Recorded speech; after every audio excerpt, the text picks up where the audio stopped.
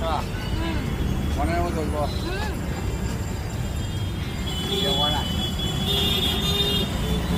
সবাই যেন আপনার দোকানে আগে আপনার দোকানটা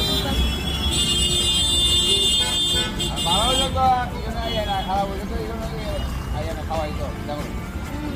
সব দিকে ভালো করবো এমন কথা শুনি না। আমরা সবই ভালোই পাই আর আমরা যেই যত লোক পারি ভালো দেওয়ার চেষ্টা করি, চেষ্টা করি একবার যদি খারাপ হয়ে যায়